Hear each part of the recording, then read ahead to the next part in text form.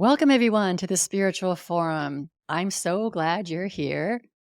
It's a kind of cloudy day here in Wisconsin. Fall is here. It's my favorite season, so happy to be alive today. I want to just remind you all that I'll be going off SoundCloud in the next weeks or months. And so if you're listening to me that way, I'd really appreciate if you'd move over to YouTube or Spotify or Apple Podcasts or any of your favorite podcast apps because I might disappear off SoundCloud. Also want to thank everyone for who has donated, and I'm just 2 weeks away from my own retreat. By the time this airs, it probably will be my retreat week. I'm not sure, but really looking forward to those listeners who are coming to the retreat. Looking forward to meeting you in person. And last, thank you for spending just a little extra time providing a rating and review of this show. Really, really helps get the visibility up. And this being a voice of hope, awakening, and inspiration in the world, we know that the world could use a little dose of that. So it's a good thing to contribute to. Just really happy to be a happy vibration in the world. Let me introduce my guest. He's a former builder turned chaplain and then charity chief executive. Robert Wykes now writes on spirituality and faith. In his younger days, he took a trip across Europe, Iran, Pakistan, and India, exploring life and purpose. This pushes worldview and faith into new dimensions, some of which are woven into his writing. Rob trained at 2 colleges, first in biblical studies and then postgraduate in applied theology. He's a regular speaker in churches of all denominations and has presented in the Houses of Parliament and several Bible colleges, including Calvary College in California. Today, we'll be focusing our conversation on the ideas and the experiences that are cataloged in his recently published book that is called Pause, A Spiritual Power, Discovering the Entrance to Our Spirituality. Welcome, Rob. Great to be with you. It is great to have you here today. Just to tell a little secret to all of our listeners, this is a re-record because we had some technical difficulties. So I just know that this is all divinely inspired, that we're here again today to talk about your life, your book, your ministry. There's so much richness to it. I know people are really going to benefit from this conversation. I was going to say that before we start into your life story, could you encapsulate your message for the listeners so that people know why this is such an interesting podcast to listen to? Yeah, I'm really excited. And the reason I wrote the book is I'm excited that there's something more about us than just our thoughts, some of which are great and creative and stimulating, and our body. And some of us have got great bodies and some of us haven't. But it was the discovery and the ongoing discovery that we are so much more than our mind and our body. And that more bit, which is what we'll talk about in the podcast, that more bit is that spirit inside us, that spirit that makes us, perhaps, I would say, makes us absolutely human. And at the same time, perhaps close to the divine and transcendent. So, yeah, that's my message is, there's much, much more to us than meets the eye and the ear. Yeah, I think when we awaken to that, everything, it changes for us personally, and the whole world will change as more and more of us awaken to that. So why don't you tell us a little bit about your journey? I think it's really, really interesting, your trek across Europe and whatnot. So why don't we just hear about how you got to where you are today, writing this particular book and sharing this message? Yeah, sure. So I'm very much an ordinary guy. I grew up in a very ordinary household. I've got 3 sisters. Mum and dad were very industrial and working class. We use that phrase a lot. In fact, I grew up in a house where I have absolutely no memory of a book. I don't believe I saw my mum reading a book until she was probably in her 50s. And my father never read a book. He really struggled with his literacy. And I went through the whole school system struggling. I don't know how relevant you might think that is, but it is quite ironic that when I left school, a master wrote in my report that he wrote, Wykes is an amiable lad, but functionally illiterate. And here I am speaking to you about a book that I've written. It's actually my second book. So yeah, that reminds me again of all the possibilities, incredible possibilities for us as humans. But yeah, so I kind of bumbled through life. I went into the building trade straight from school, really, learning to work with my hands and not my head. But then I had this incredible experience just as I was in my very early 20s, 1920.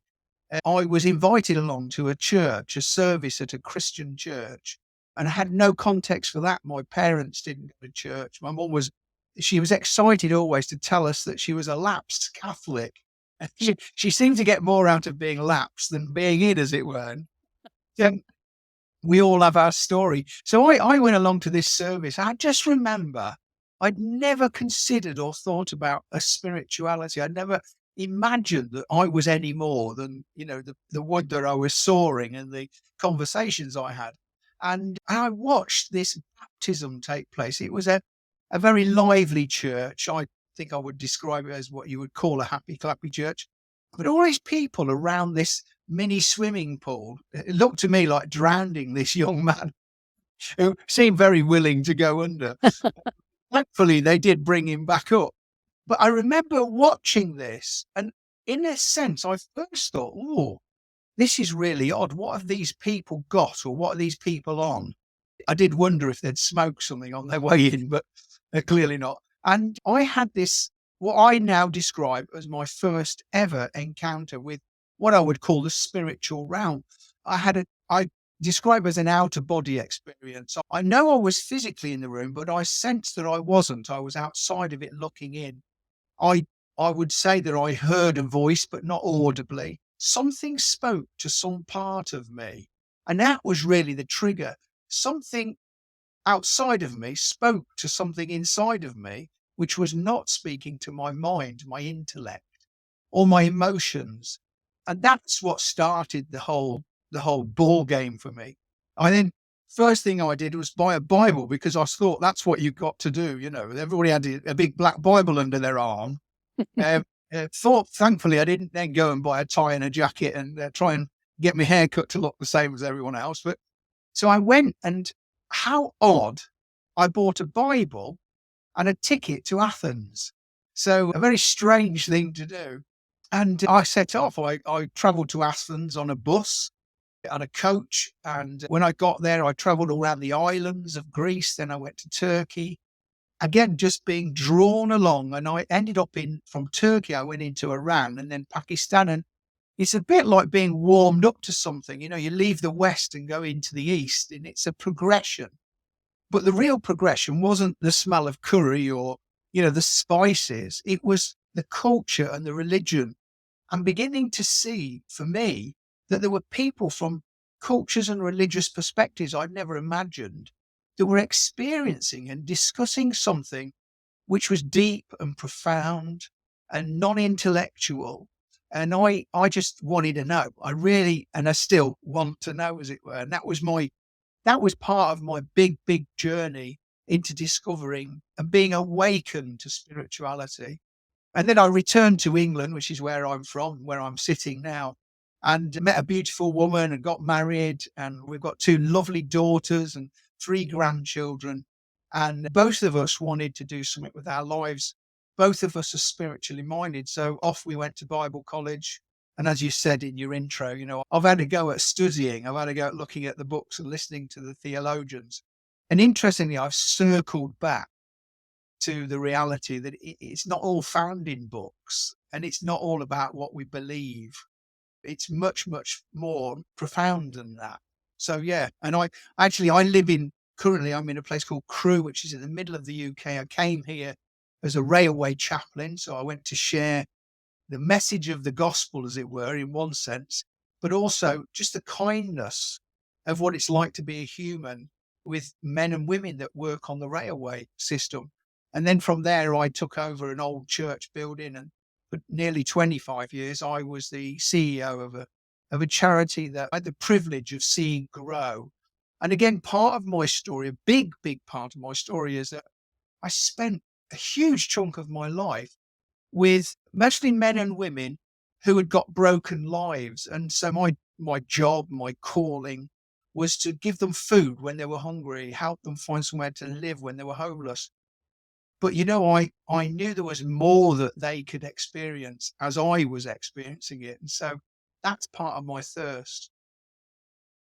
Interesting. I There's so much to pull out of that, but one of the things I'm really curious about is having this kind of out of body spiritual experience at a happy clappy church because it's not where I'd expect it.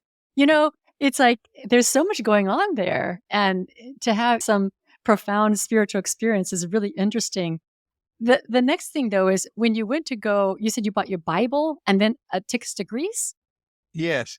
Yes, and now can I explain that? I don't know. I Yeah, suppose yeah. I'm getting old and grey, but yeah, when I went basically, I went down to the centre of the city where I lived and grew up, a place called Coventry, and I went to the kind of classic Christian bookshop that was in the middle of town. I bought an NIV Bible, and so in those days it was brand new as well as a new translation. And I bought that Bible, not sure why, but everybody else had one that was in this new circle that I sort of got to know. And then I went to the bus station, and I cannot explain in simple terms why I bought a ticket to Greece. I think I instinctively knew I wanted or I needed to just go and see what's going on in the world. And that's probably why I'm sat here now, because I'm not the kind of person that has curiosity on the armchair.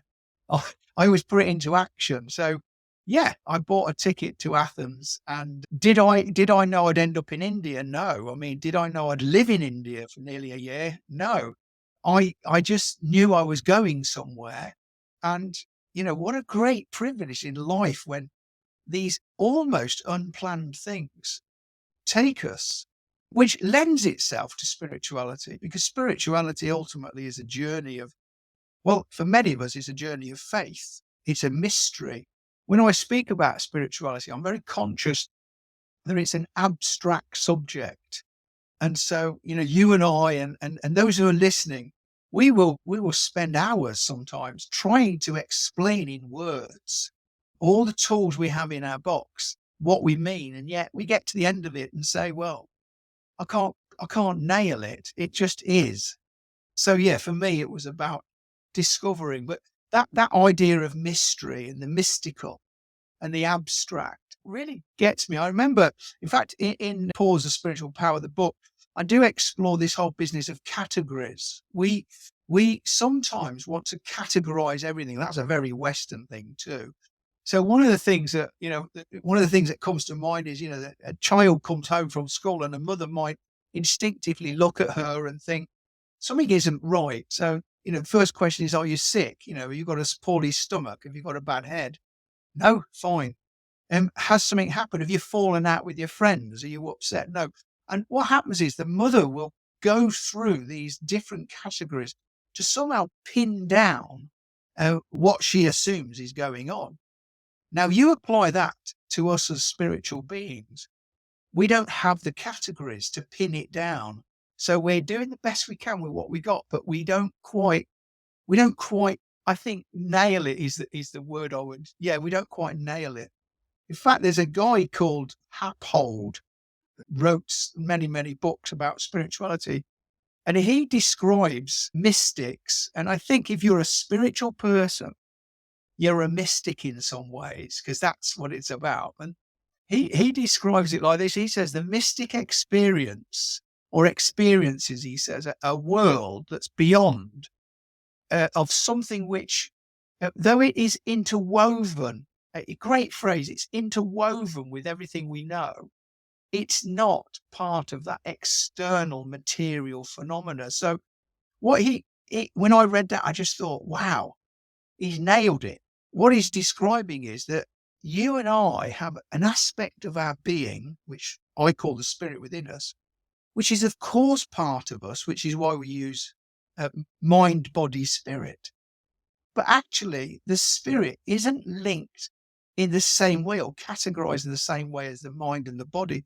So when we start to discuss it, we almost fall foul of our words. But I think I have some answers to that in the book. Yeah, well, I do wanna go into your book, but what you're talking about sounds a little bit like Newtonian physics versus quantum, it's like one way we're defining these things, and the other is just a lot more mysterious. And and the spiritual, I love what you say. It is mystical. So a lot of people get stuck at the book reading, like you began to say. It's not about reading books, but a lot of people who enter into quote the spiritual life get book after book after book, and they can have a library of all these spiritual books. And have you read so and so? And you've taken this class, and that's kind of a one resting place that we are on a spiritual journey where we're looking for information and looking for teachers and looking for ways of categorizing or creating models of reality. And then at some point, you get exhausted. At some point, that's not really feeding you. That's not really where it is. It's in the next step, which is in the surrendering to this mystery, this unknown that took you, all the way to India. Yeah. Yeah, I mean, I can respond to that straight away because I sort of distinctly remember a point in my own life when I came to realize, but I originally thought that spirituality was what I believed. And then I thought it was what I did, which about sums up my life in some ways, because I went off to Bible college to establish what I believed. And of course, it didn't do. It's exactly what you said. It doesn't feed what it was I was after. And then I spent a chunk of my life in it really running a charity, doing stuff, helping the poor, feeding the hungry. And again, it wasn't spirituality. It doesn't mean they're not part of the journey, but it just wasn't, like, it wasn't quite it. And I started to read, which is, you do have to read. I completely agree with you. We all read endless books or go on courses and whatever we do, they're good things because they're part of the journey, but they're not the thing, are they? And I think that's why I think finding spirituality in some ways is about finding the spirit in us, not the answer in a book. Mhm. And because it's not intellectual, what we're often doing is we're growing the brain and we're growing our thoughts and our ideas. We're not actually interacting with our own spirit. I mean, I'm terrible for quoting other people. I'll probably never sell a book in my life. I can convince everybody else to read other books. But um, there's a guy called Bede Griffiths who actually was in India, a great Benedictine monk, and he wrote some very interesting, small, interesting books about spirituality, and it's certainly about the mind and the body, which are not where the spirit resides. That's would be his theory. And I just read to you a very brief comment, because he, of course, is talking about God, which often we do. And he said this: your natural senses, and really important to listen to this, your natural senses cannot possess God or unite you to God. And I would say you could change that for your natural senses can't establish a link with your spirit. And then he went on to say, so your inward faculties, your understanding, your will, your memory can only reach after God, but they cannot be the place of God's habitation. And I love that, because it reminds me that I will read books, I will pray, I will do these things, but that's not where the spirit resides. It's beyond those things, which is why for me, pause it's really important, I think, to say this, that when I use the phrase pause, to pause is a power, and I use that's the name of the book, Pause, a spiritual. To pause is a spiritual power, because I think we're not thinking about what we stop when we pause. We're really talking about what happens after. So, another great illustration is my grandson sits on the settee with me. He used to anyway, regularly. He's grown up a bit more now. And we watch actually Home Alone for the 99th time, And it's classic. And he would press the pause button, go to the toilet, ring his mum to check he can stop overnight and establish something with her, sit back down and press the pause button, and we'd start the film again. So when I say the word pause, I'm not talking about the film and it not carrying on. I'm talking about what happens beyond it. So when I say a spiritual pause, I mean, some people get confused and say, do you mean meditation? or contemplation, do you mean mindfulness? And I say, no, those are vehicles, those are things that might help us get to the place of pause. But pause is when we've entered into the spirit within us. And it's not intellectual, it's not easily described, it is abstract, it is a mystery, but it's a certainty for those that experience it. And I know that I'll be speaking and there'll be people listening to me now, and there'll be some people will say, I know exactly what you mean. And some people will say, well, I've tried and tried and tried, and I just can't work it out. And when you get to the end of working it out, you discover it. Yeah. Well, why don't you tell us about some of your own experiences with the power of pause? Yeah, and because those are the practical things, aren't they? That's where the they say that is it the rubber hits the road sort of Rubber, thing. yeah, meets the road. Yeah, it means no. So yeah, I mean, I can think instantly of one in particular. I My parents came to visit me when I was at Bible college. My wife and I, and my daughters were there. My parents came to visit. And my name is Wykes, Rob Wykes, Wykes. Now in the UK, there's a word called Wyke, which is actually there's a cheese named Wyke. I don't own the company, but there's also a place called Wyke Bay. And so I wanted to take my parents to visit this bay, and we tried, and there weren't walkers, and we never got there. If you imagine a Wyke Bay, and the word Wyke means a secluded bay which is inaccessible from land and generally only accessible from the sea. And so, long story short, is that I eventually went to that bay with my wife, and it was really difficult to get down to the bottom. And when we got there, we experienced, and I think we both at the same time experienced this real sense that we were in a place that virtually nobody else had got to. So very inaccessible. We were alone and it was still and silent. And I know that personally for me, and my wife would probably give you the same story, there was a sense in which we were where no one else could ever be. And we experienced something which was not physical, emotional, or mental. And the reason I like that story is it reminds me that you do have to do something to get to where you're going. But when you get there, you know that it's not the thing that you did that got you there, if that makes sense.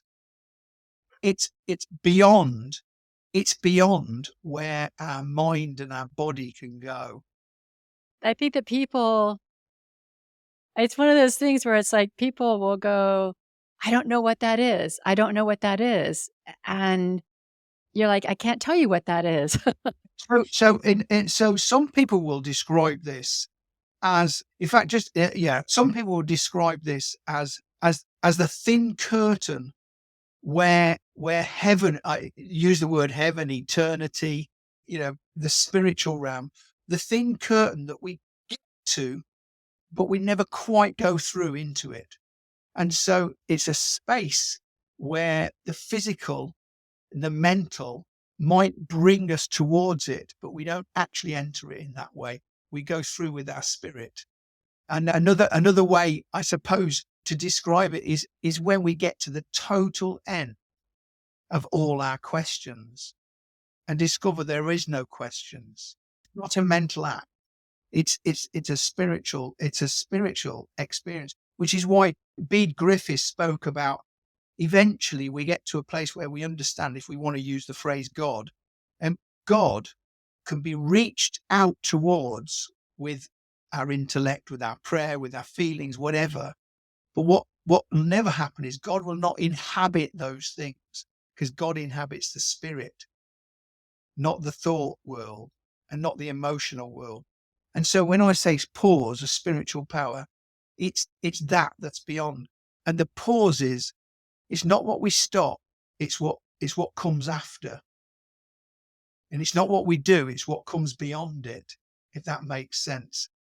There's another book called Halfway to Heaven, which I love, and it's about the Carthusian monks. If you want to read about Carthusian monks, they're the ninja monks. They're really, they're really tough people, and they read the Psalms and liturgy and do all kinds of we might call them religious things. There's a great phrase in that book by a guy called Robin Lockhart, and he puts in the liturgy, the Carthusian seems. So again, the liturgy is a vehicle that they use to get into a spiritual place. In the liturgy, the Carthusian seems to be projected by this sacred power to a point where eternity meets the temporal existence. So pause of spiritual power is when we get to that place at the edge of eternity and experience it. And the reason that I'm quite animated about it is because we come to realize that if we are talking about, you mentioned quantum physics, if we're talking about something that we know we can't fully explain, that is not an intellectual perception, we may use our intellect to bring us close to it. But in order to enter it and experience it, it can't be experienced by the intellect. And so we come back from a moment of pause, which many people do, maybe don't call it that. We come back from a moment of pause, and then we try to describe it with our intellectual capacities. Mhm. And so for me, for instance, I was at a funeral, well, not a funeral, I was spreading the ashes. I take funerals for people. And when I was a railway chaplain, I was on the track, literally at a train station. It was a guy who passed on. He'd been cremated, and his wife and children wanted me to scatter his ashes on the track side where he worked for many, many years, about 50 years. So, you get the scene. I'm spreading the ashes onto the track and saying, all the words that you would say. And unfortunately, a gust of wind came as a result of another train. You can read about this in more detail in my book.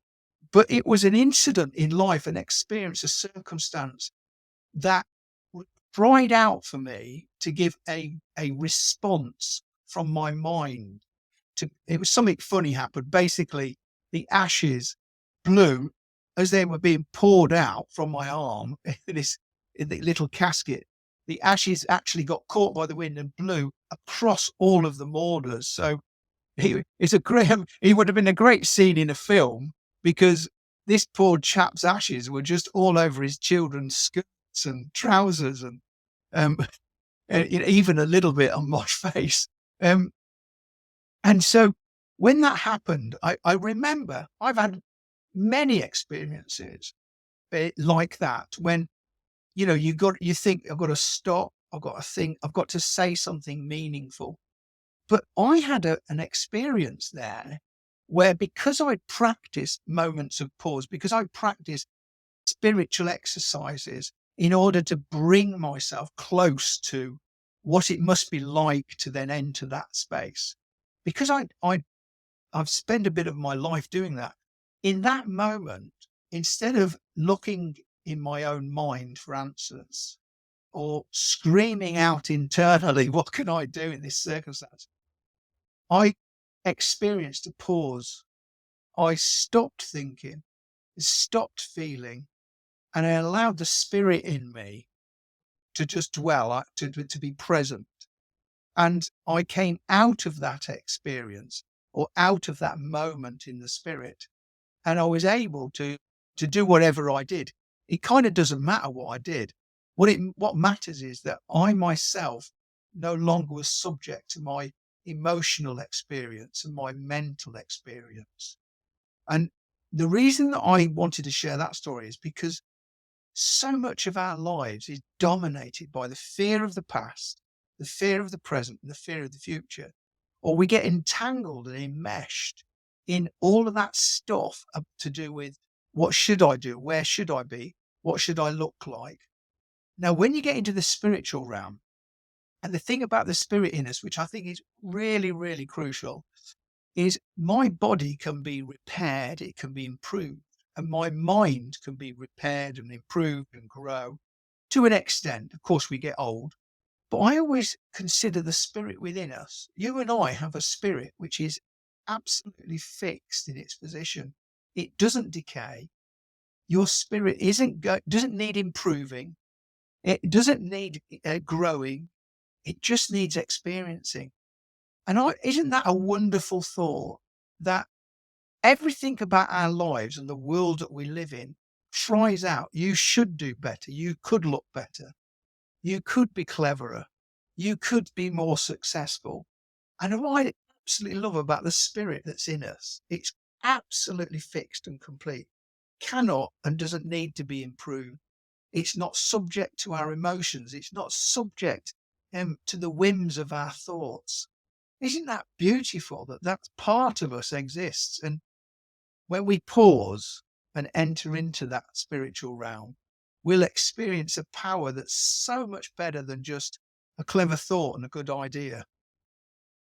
I do love the story of the funeral, the railway station funeral. I think that'd be a great comedy. I can actually see that.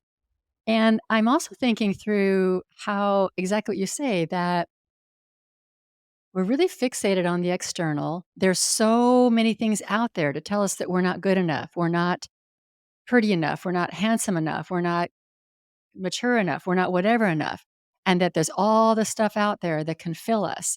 And it's just kind of like it reminds me of like the sirens in Odysseus. It's like something that we're addicted to that we can't pull away from, that we're stuck in this consciousness of external input and worrying about what's not adequate about us, when the real truth is we're absolutely magnificent. Yes. We're God infused. We have a divine spark. We are completely amazing. And wow, that's the place where we really, really fully take hold of the spirit and let the spirit take hold of us. I I also want to just point out in your book that you I'm going to try to remember I'm gonna try to remember the name of the people who climb the mountains, the mountains that they Monroe baggers. Monroe baggers. Okay, alright, so why don't you explain a little bit what a Monroe bagger is, and then I'll quote this in your book. Okay, yeah. So in the UK, we don't have very high mountains in the UK, but particularly in Scotland, the very north of the UK, they have hills, mountains, small mountains, which are above 1,000 feet, I think it is, and there are, I can't remember, but there's a lot of them, 100 of them or so. And a Munro bagger is a person who climbs to the top of each one, and the idea is that you bag them all. It's like collecting a mountain top. And of course, as you know, people get obsessed with doing stuff like that, and they're never ever satisfied. And I'm sure when they've finished here, they'll come to Colorado and try and get all the. The 14ers. So that's what a Monroe bagger is. Yeah, so someone who likes to climb up. Yeah, my brother-in-law's bagged all the 14,000s and the 13,000s in Colorado, but he actually does it with pause. It's a real experience for him. But so here's a quote about what pause is: a space between our normal rational approach to life and the spiritual world at the very edge of all we can imagine, a world just at the fingertips of our mortal grasp. And then a few pages later, you said, but many of us are wired to press on. In doing so, we miss the promise of a memorable moment. This is how some of us do life. We barely break our stride. Even when standing before us, there's a wonderful invitation to stop and allow our spirit to draw life in. In our thirst for the next summit of life, we can at times pass over the encounter with the spiritual. And I just really, really completely get that. It's like this hamster wheel that we've been indoctrinated being on, the accomplishment, the setting of goals, the having a purpose, the Yes. what's next for you. I- we've almost been convinced that our life has no meaning unless we have a purpose and a goal and something to accomplish. And all of those things are great things. But if we miss the the pausing at the summit and taking in the beauty of the world and the spiritual and the actual transcendent moment that we're having there and go on to the next one, then we've missed so much of life. Absolutely, yes. In fact, the story of the Monroe baggers is that I share in the book is the one of the guy who just gets to the top and actually can, without breaking stride, tick it off and move on to the next one. And you think you've just put all that effort in to climb there, you're not even going to look. In fact, I think somewhere around the same chapter, I make a quote, an absolutely true quote, that my wife and I were in a place called the Hole of Hawcombe. Again, just a very, very scenic place. And we stood and took in a deep breath, as you do. And my wife said, I'll never forget it. She said, "This does for my soul what a good meal does for my stomach." And Mm. I always remember thinking that, yeah, something fills us physically in a really good meal. Some things fill our intrigue and our mind, but there's a part of us, our soul, our spirit, that is filled with something else. But that Mm. something else, which leads us back almost to the beginning, that something else, I hasten to say, um, does come as a result of climbing the mountain, of saying the prayer, of sitting in silence, of reading the books, of going through these. These things are vehicles. People sometimes say to me, "Is Pause of Spiritual Power a Christian book because you're a Christian?" And I say, no, absolutely not. It's about every human being has the capacity, because to be human is to have a spirit within them, has the capacity to experience their spirit. As a practicing Christian, I have discovered that my, if you like, my Christian faith has given me a vehicle in which to travel to discover the mountaintop, to experience the gateway to spirituality. And I know that others, millions of others, discover the spirit within them through other routes. I can't deny that. So, yeah, I mean, for me, it's exciting as I do it through my own Christian expression, but yeah, really important that is. But back to your point, you read something there about that, which I did write, which was it's at the tip of our mortal grasp. And that image to me, that sums it up. It's at the tip of our mortal grasp. We reach out with everything we have, but it is at the end of everything that we have, we discover spirituality. And ironically, a traditional belief system of an awful lot of religions actually is that ultimately our body dies and we enter into this promised land, into heaven, into the other world, into the next phase.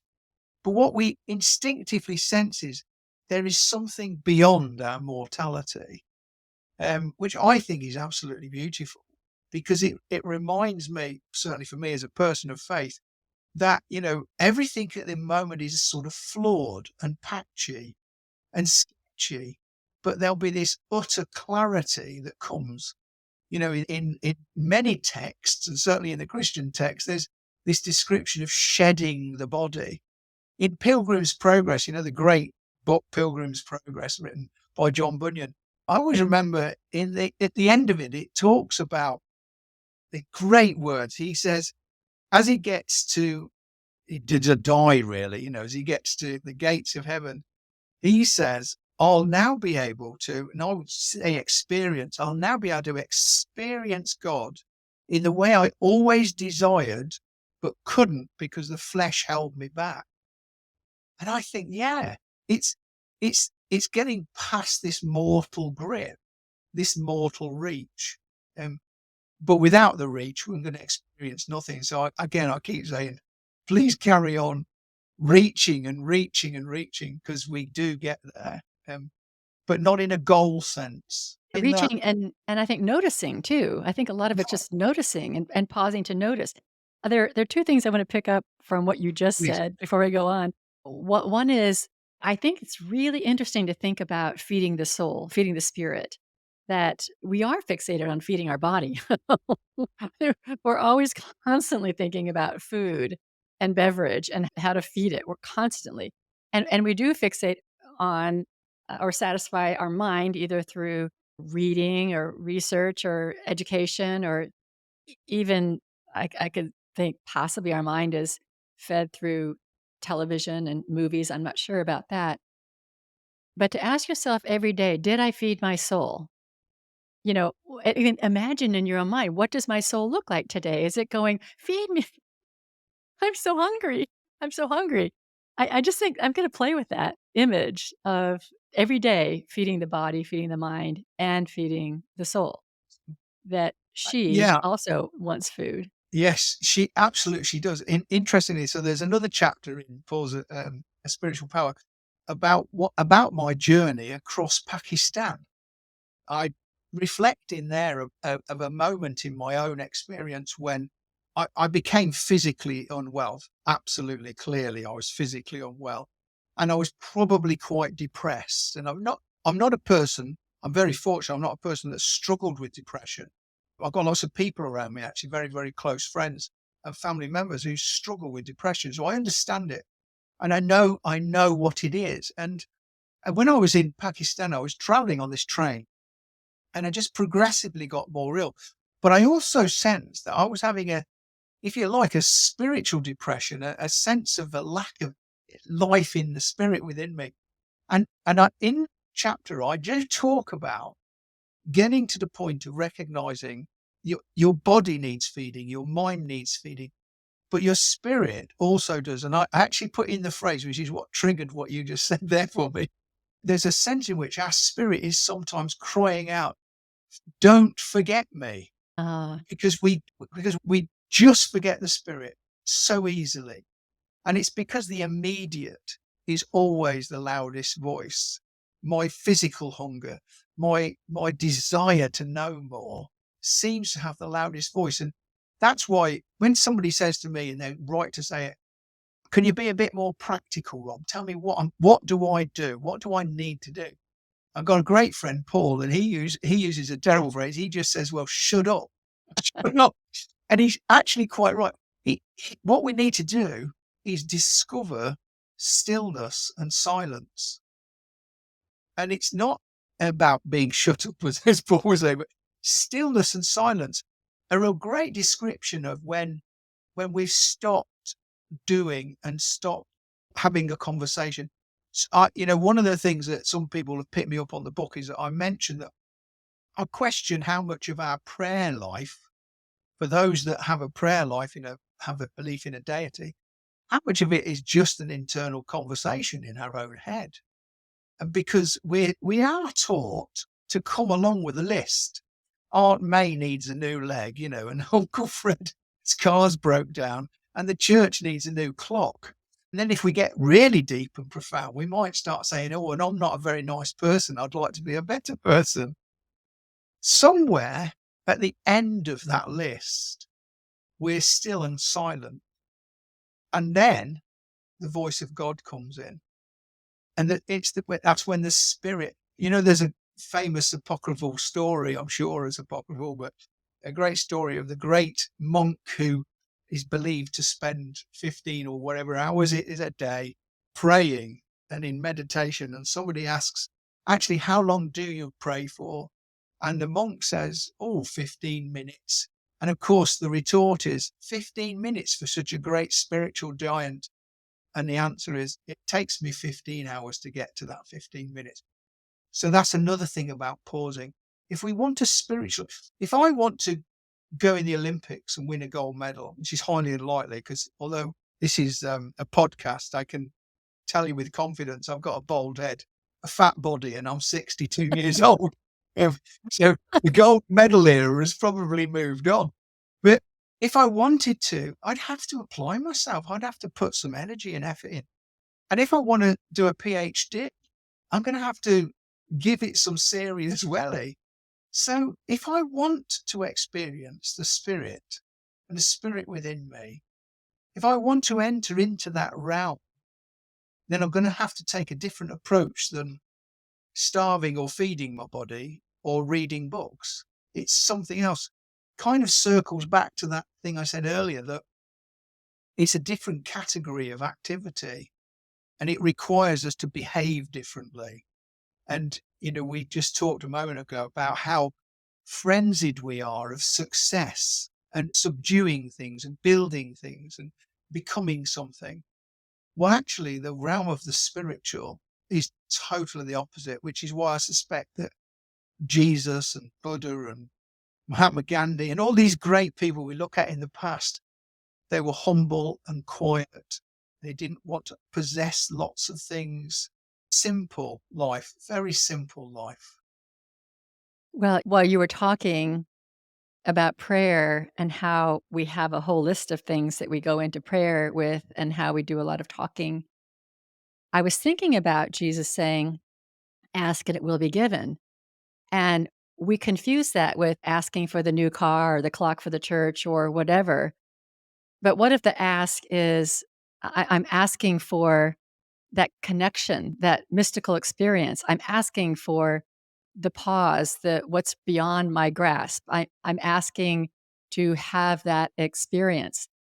Ask and that will be given. Completely agree. And I suspect that ultimately is our direction of prayer.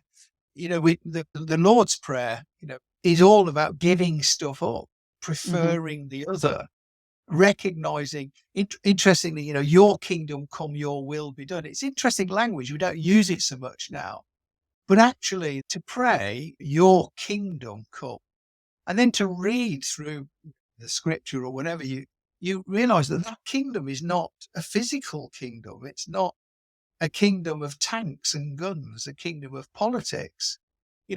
Jesus didn't carry a purse. He wasn't very good with his choice of who to carry the purse. We realize that now, but he, I think he it was didn't intentional. He knew what he was doing. he didn't carry a purse and give unto Caesar what is Caesar, it says in the Bible. And actually, if you need the coin to pay your taxes, it comes out of a fish's mouth. I'll have to try that next time I've got to pay my tax. But the whole principle that, in a sense, the spiritual realm is not the same as the physical material realm, and we have to approach it differently. In a sense, which is why I think 30 years ago, I sort of came to that realization that it isn't what I believe and it isn't what I do; it's what I am.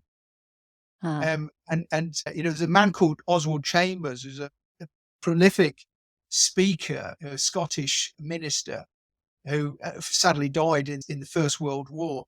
But he said, particularly with God, he said, with God, it's never do and you will be, it's be and God will do through you.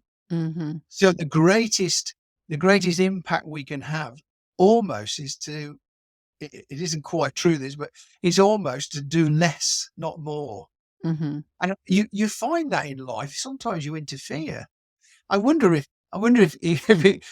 God is, whichever way we describe God, but I wonder if God is frustrated that we keep getting in the way and not allowing the power, the spiritual power that exists in the universe to have a foothold and a say, which I suspect is why Jesus said, "Let the kingdom come." You know, Mhm. allow the spiritual power to have more of a say, and your influence and power to have less of a say. And I think that may be, when I speak of the word pause, a spiritual power. And the reason at the book, although that's the title, I put a hyphen between it. May not mean much to some people, but it's kind of pause those things and then experience the spiritual power. So at the end of your mortal grasp is the spiritual realm. We talk about prayer. At the end of our prayers, we discover God. And Yeah. it's at the end of it. Yeah. It's a bit like a parent might sometimes say to a child, when my grandson sometimes sits down and he gives me a list of what he wants for Christmas. He's probably planning it already. Um, I want this, this, this. And when he's finished, I'll tell him what he's going to have, which is why I keep saying to people, please don't give up what you're doing, but don't look for something to inhabit the thing you're doing. That isn't it. So, for instance, my prayer is not it. The answer is it. The answer is separate to the prayer in a sense. And my prayer is about a conversation with God. So actually, what I'm really doing when I pray is I'm having a relationship, Right. and the relationship is enough without an answer. In Right. and in a I used to way, say when I was a pulpit minister, I used to talk about how we would approach God like as a friend you're having coffee with, and prayer is the conversation. So, would you spend all that time just asking for stuff Oh, of your friend? You you think that's what your friend wants to be with you? Just to hear, "I want this, I need this, I need this, I need that." We all have friends like that, right? It's like, yes. "I just really wanna be with you. I don't wanna hear all your complaints." And we should just come with this kind of, surrendered heart. Yes, and sometimes you have to get it out, don't you? I used to do a lot of cycling, less now, and in fact, one of the illustrations that I often give to people just for pause is that I used to, I still do to some extent, I do circular cycle routes, and when I first moved into this area 30 years ago, I would go out with a map, didn't have Google Maps, I didn't have a mobile phone, but I would go out with a map, and I would do a circular route of 40 or 50 miles on my bike, and I would get to a junction. I'd look at the map. I'd go, do I go left? Do I go right? And get to the next junction, left or right? And it would take me ages to get round, but also I'd have to keep checking what I should do. Eventually, I got so familiar with the routes that I didn't bother with a map. And so two things happened. One is I could go for my cycle route in a familiar pattern through and going past places that were familiar to me without worrying about whether I should turn left or right, just get on with it. So I enjoyed the journey much more.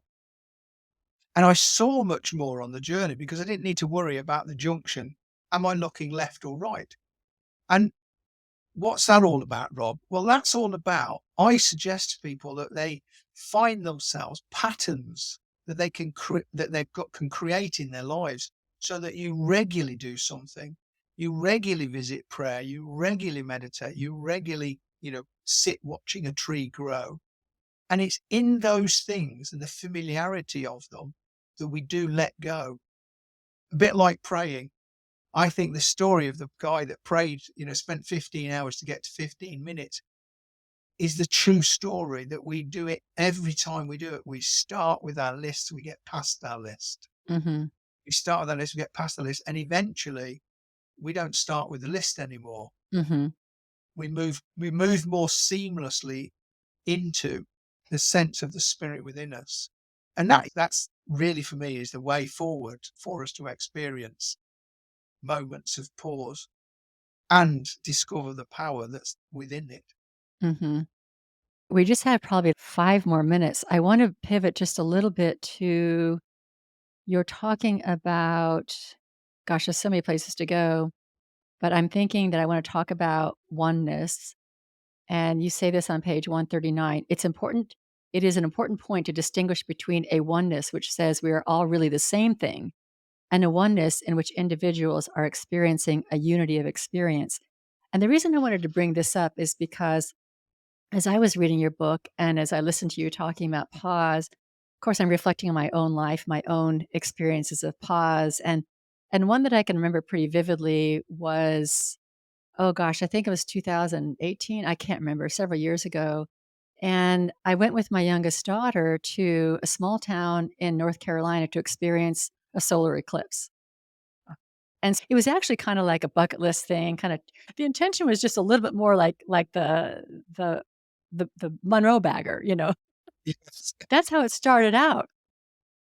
It was so interesting that when the town completely darkened and there were, I don't know, hundreds of people there was some very transcendent experience that happened. It was so interesting. I can't explain it at all, but it was kind of a oneness experience that we were all it it was almost like we're all chattering, da, da, da, and then suddenly everybody was quiet and having this transcendent experience together. And I just really thought about that when I read that quote about oneness and also the idea of pause. Yeah. So, yeah, I guess there's so many things this whole topic throws up, and we tend to find ourselves wanting to clarify and be on a side, as it were. So the question I will often be asking is, do I believe we're all part of one spirit? And actually, my answer is no. I don't believe that at all. I believe we have an individual spirit within us. But But I have to say, I believe that we are created beings, and therefore I think that the spirit that is in me was placed there by God, by the one. That's a great phrase, the one. And I think when you describe that experience, I've had a similar one. Last year, my daughter and I decided to watch the sun rise on a hill not far from here, and it was great. You know, we trekked up there. We went there in the middle of the night and sat freezing cold on blankets, and then realised there was 50 or 60 other people had the same idea. And it was interesting because I did notice too that people were talking, and there's even a couple of dogs barking. There was a noise, and then as the sun appeared, I mean, it's a majestic picture, and we've all seen them on occasions. As the sun appeared, everyone was silent. There was a sense of unity. Well, I suspect that was a unity, possibly a spiritual experience, but they were individual experiences Mhm. happened at the same time. And in my book, Paul's Spiritual Power, there is a whole chapter dedicated to that. Is it possible? And it's based on some observations that I made of two pilgrims that did a long pilgrim trip who embraced each other. And I observed and I read into that there's a great question. I have a spirit, you have a spirit. Is it possible that in the way that we can, my wife and I can physically be entwined, I can be intellectually engaged with another person? And, when we say we're on the same page, Mhm. is it possible that the spirit in one person and the spirit in another person can also have a meeting or an acknowledgement, a recognition? And I think that must be possible. And I think that is part of what it means to acknowledge transcendence, to acknowledge the divine. And many writers would say, God in all of us, God in everything. God is in a blade of grass, but I don't believe that blade of grass has got the same spirit as I have. Mhm. And Mhm. so, yeah, that oneness discussion is quite interesting, can take us in an interesting direction. Could I just share finally a thought that is very practical? I often think about, so how do I get there? Where do I travel? What should I do? And there are two words that come to me quite frequently is do have expectation. We must expect something to happen. If you're going to sit on a mountaintop or by a stream or pray or reach out with the core of your being for a spiritual encounter, do expect something to happen. And a spiritual encounter, I think, is the word. But I have to say, I want to always remind myself, my expectation isn't going to determine that it will happen. My, so it's an oxymoron, is it? My expectation has to be there, but it won't determine it and it won't define the encounter. So if I've got a lot of expectation or less expectation, that's not going to define the encounter. And then the other word is to wait. Mhm. Seek out a place for silence or stillness or whatever it is. And the thing that comes to me very powerfully is, I've heard this several times and I follow it all the time. If somebody presses a key on a piano or any note really on any instrument, but always a piano, you hit a key on a piano. If you listen to the sound, you can follow that sound until it ends. And at the end of that sound, what is there? There is silence. So if we can find a way to strike a note inside us that we then follow, I think we will discover at the end of that note, we will discover the spirit within us, and then we'll know what transcendence really is. Ah, that's a great thing to end on. Thank you, Rob. That was fabulous. I'm gonna have all of your links to your book and I don't know, whatever else you want, your website, whatever, on the web page for this podcast. And I think I'll have you back because we never touched on Auschwitz, and I wanna talk about that, but I'll have you back later so that we can go into that and some other aspects of your life experiences. Thank you so much for being with me today. Thank you. Real pleasure sharing with you. It was really fun. Thank you, listeners. Thank you, everybody. And I now close the spiritual forum. But first, don't forget to pause this week and go to the end of the note and listen for the silence and wait. I love that. So please join me next week with my next guest. Thank you.